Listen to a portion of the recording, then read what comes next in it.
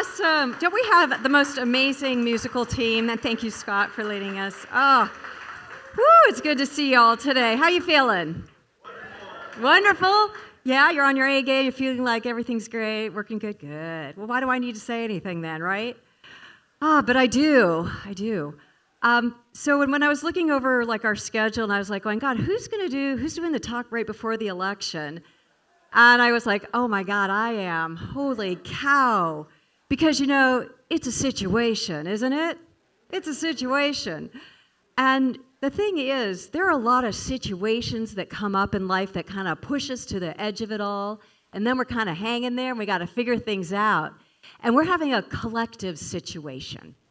But in our own lives, we have our own situations that come up that are challenging. And so this talk is really for everybody. Maybe with a little inspiration from the election, but it is really about all of us and life experiences and how to navigate them. So I was on Facebook and I saw this really cool, can you guys see that? If you can't, I'll narrate for you. So there's two circles. The first circle says, the end of the world, and it's all filled up. The second one says, what it really was, which the red part is just unpleasant. The red part up there is fully thinking it's the end of the world. But reality says, no, it wasn't the end of the world. It was just a little unpleasant with a whole lot of a lesson needed to be learned. And I feel like that's kind of where we are collectively. And this is one of those talks where, you know what, I need to be sitting down there with you because I need this as much as you guys might feel you need it.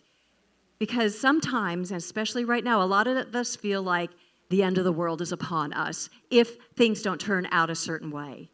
I'm teaching a class right now called The Untethered Soul, and we had some great conversations, and somebody brought up that both sides of the political atmosphere right now are thinking the same thing about what's going to happen. We're just looking at it through different candidates, but we're thinking the same thing. So this is for all of us. We're all thinking the world is coming to an end if my candidate is not elected. But what I know is what's true is whoever is elected, it's going to be fine. Because I'm going to explain to you why. So, John Locke says, what worries you masters you. Isn't that true? What worries us consumes us, and it becomes our master. And I can tell you from my experience the last few months, boy, that master has been unyielding at times. Because I get worried. It's kind of in my DNA. But I get a little worried, and I know that you too get that way. And we're not here as beings, as divine beings. We are not here to be mastered by worry or fear. That's not who we are. But sometimes we don't know how to get to that place where we're no longer mastered by it. All our fears have been given a place to come out and scare us. Boy, it's Halloween time. And all of our fears, it's not just about the fears that this election is bringing up. It is every single fear that is buried in your consciousness. It is coming out to play. It's coming out to scare you, just like Halloween goes. And so we have to realize that what's coming up for us isn't what we think. It's about every fear that we have. Every fear that we have. And so there's a lot of healing for us. Michael Singer says, you have given your mind the impossible task by asking it to manipulate the world in order to fix your personal inner problems. That's what we've given our mind to do. And I love The Untethered Soul because Michael Singer really gives us a reality check about what we've given our minds to do for us. All the fixing jobs we've given it. And the problem is it can't do anything to fix us.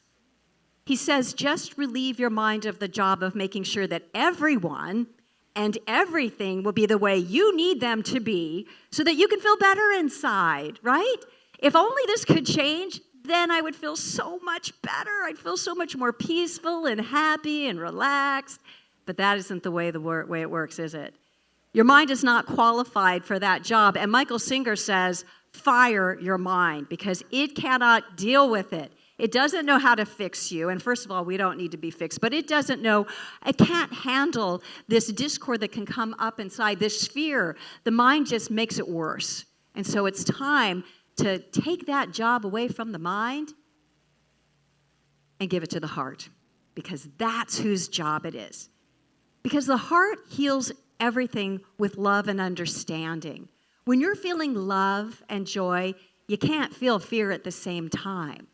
And so the key is to drop into that place of love and compassion so that the fear can fall away and the mind can let go of trying to fix everything, you and everything, the whole world, so you can feel better.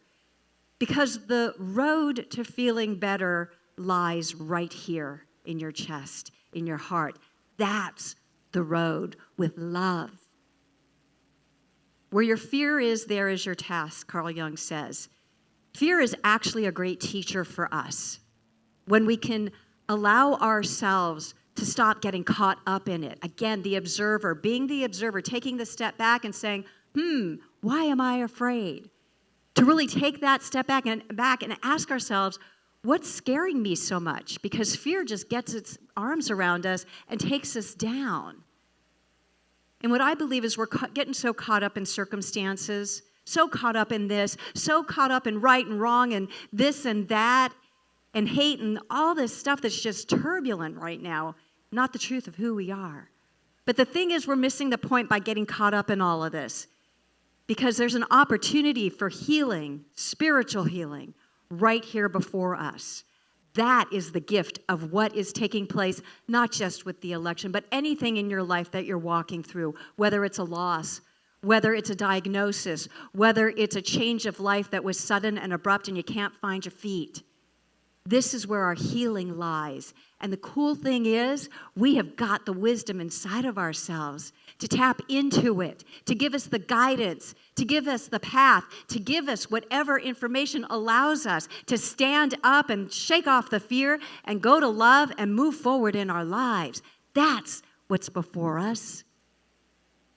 Spirituality is not about getting what I want. It's not about avoiding what I don't want. It's about letting go of the blockages. Because our minds are telling us that certain things need to happen in order for this world to be right. The mind says that this has to happen and that needs to change and this needs to come forward in order for me to be good in my life and feel good about myself and my journey. The mind is wrong. What we need to know, what we need to do is let go of the blockages in our heart, in our energy field that are saying to us, this isn't right, this isn't working. We got to let go of those blockages and say, what is arising is evolution. What's arising is cause and effect. What is arising is something I can absolutely handle because I have a power and presence inside of me that guides me, that is loving energy, that never lets me down, that is always there regardless of what this world looks like. That is where to tune into. But the evidence, oh my God, I hear people, because I get accused of spiritual bypass. But the evidence, Reverend Dale, this is a different time and space. There is so much at stake. And I can get into that with anybody. I can get all scared and freaked out and say, the evidence, the evidence, the evidence, right? But here's what we do in this sacred space. We focus on spiritual logic rather than relative logic. Relative logic with its evidence of what's here. We don't care. We're about spiritual logic because spiritual logic tells us that we can create anything at any time, no matter what's going on in the world. Every now and then I like to throw a Bible quote at you. This is from the Old Testament, and there's some great stuff in that Bible, I'll tell you. Now, faith is the substance of things hoped for, the evidence of things not seen. How do you like that for evidence? But I love this quote because it talks about the word substance. We love our substance. We love to have that which we can hold on to, that's tangible, that's real. And the cool thing that we teach here is that everything begins with spiritual substance. It's unformed, invisible substance. Some of you study quantum physics. You might know what that is. There's quantum energy, potentiality that is everywhere present. Our beliefs bring it forward. The energy that believes so strongly that something can happen activates the energy, the substance, and brings it into form. So all of this stuff that we wish we saw, peace of mind, comfort, relaxation, that substance is there for us to draw into our lives. And then we will see the evidence that we're seeking. So my talk title is called Fountain of Faith.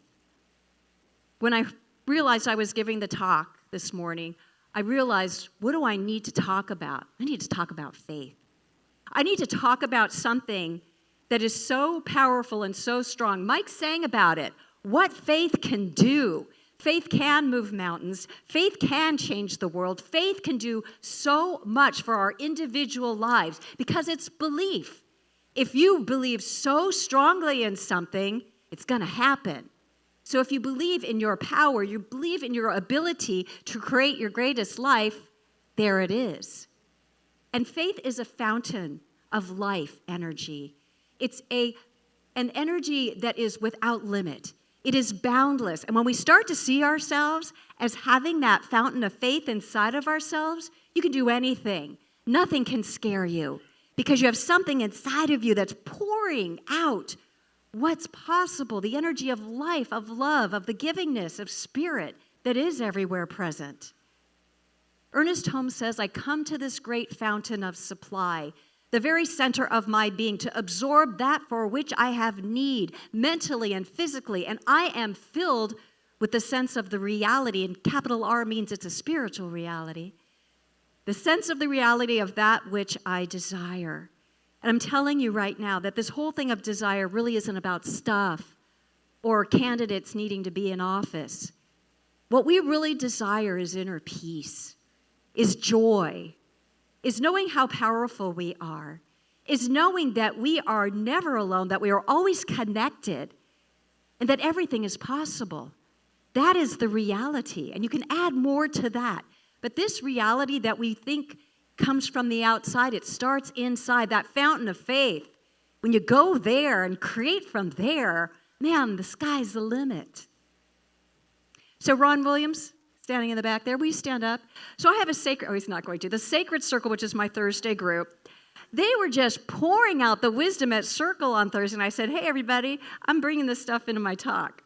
So he said this about faith. It's an acronym, fully anticipating it to happen. And the thing about faith is you got to watch your faith because sometimes we have faith that the negative is going to happen, right? So we got to align our faith with spirit, that the good is going to happen, that the joy, that the harmony, that the world peace is going to happen. That's where the faith needs to be. Let's fully anticipate that to happen because we are very powerful beings, and whatever we're anticipating, it's going to happen. So let's anticipate the highest and best and watch it appear. Another Bible quote. Man, I must have been in a Bible mood this weekend. We look not to the things that are seen, but to the things that are unseen. For the things that are seen are transient. I want to say that again. The things that are seen are transient. We are always changing. Things are always coming and going. So we put too much energy in the seen. But he says the things that are unseen are eternal. Are eternal. The unseen is where you pull in those qualities of spirit, that love, that which resonates with your heart. Those qualities are unseen. And when you come to that place of creating from that energy, then what becomes seen is extraordinary. Paramahansa says there's nothing to be afraid of anymore when you have touched the great power of spirit, which controls the very forces of creation, all the machinery of this universe. And when we talk about the religions, I hope you got the point, which was there is something operating behind the scenes in this universe that's pretty darn powerful. And it's based on love and harmony and joy and balance and ease. When we get that, then we don't have to enlist our minds to make that happen because it's already happening. And so we don't need to be afraid of anything at all. We really don't, because everything's taken care of because there is a greater energy, a greater force that is at work all the time while you're sleeping, while you're having fun. That energy is moving everything forward, keeping everything balanced, moving everything, aligning everything. And so we're good because spirit is good. So we need to manage our life force so that we're immersed in love. And I know for myself, my life force has been so constricted along the past few months and many times in my life. I'm sure that's just part of life. Things happen, and sometimes our life force gets really diminished because we get scared. But we have to be aware that we are managing our energy, this life force. I heard this great quote, one force, one source, spirit. One force, one source, spirit, and we are it. So how are you going to manage that energy? That's big energy. So we have to be mindful on how we're managing that beautiful, beautiful energy and not let anything or anyone or any circumstance steal our joy, because then we're useless. Then we're part of the problem. And I know it's a tall order. I get it. I'm in it with you. I'm in it with you. But I got to lean into my faith. I got to lean in big and say that there is something bigger happening here. That source of life, I am letting it expand me. I'm not letting anybody make me small or feel diminished. It's up to us to be expansive in this time. Because when we're all expansive, we're opening the door for a greater rebirth, a greater experience for all of us to have that is based on love and joy. So I've had to do a lot of thinking lately just about everything. What do I believe in even? Those moments of self-reflection where it's like, God, what is this? And what do I believe? And I came to this. I believe that good always has the last word. I believe that so strongly. There is no person in the world who can argue that one for me, because that is like sown in my heart and soul. I believe that good always has the last word. So no matter what is going on in our world, our country, wherever, it doesn't matter, because good always rises to the surface and brings forward a better world, a better community, a better country. So we just have to navigate through the situations, through this stuff, and go higher. And remember, good always has the last word. So we don't need to put it all on one person, one candidate, what political party. Go higher, because good is behind the scenes of this little drama we're all in right now. Good is beyond it. Good is working behind the scenes. And when we go there, doesn't that feel good? Right? Hallelujah. Ernest says, no matter what the outside appearance, we must cling steadfastly to the knowledge that God is good and God is all, underneath, above, and round about. And I apologize. I know some people do not like the word God. I understand that. I respect it big time. So put a different word there. You can put love is good. Energy is good. But this goodness is everywhere present. It's not there and not there. It's everywhere, inside us, around us. And when we know that, we can relax a little bit. We can understand that something better is bringing things into a better world, a better balance. David Whitaker is my next quote. So David Whitaker is gifting y'all, right here in the first row, this wonderful affirmation that he thought of that's giving him strength right now. I'm so strong that nothing can disturb my peace of mind. You love it? Thank you, David. I love it. It just makes me feel so grounded and good, because we need our affirmations during this time. And it helps correct all of the stuff that activates that fear. We got to correct it and get ourselves into some spiritual truth so we can navigate it and be peaceful and just be that presence that is everywhere. So I want us all to join me if you're game for this, because I don't want to get into the this and the that and the Republicans and the Democrats. I want us to go to a really high place to hold our consciousness this week and forevermore. So this is my prayer for all of us, my invitation to you. Let us hold strong to the values of truth, love, harmony, peace, prosperity, and wholeness for all. Let us open ourselves up and invite these divine qualities to manifest all over the world, and leave it to Spirit to figure out the how. Because you know what? We can't. We can't, and that's okay, because there is a greater mind that we are all connected to that's bringing everything, coordinating everything, that's working behind the scenes to bring that good to life for all of us, country and world. And so when we can get out of the weeds and get out of the circumstances and get out of our minds that things need to be a certain way for good to happen, just let it go and let Spirit figure out the how. This is going to be a lot easier, not just this election, but your life in general. Use this for your life.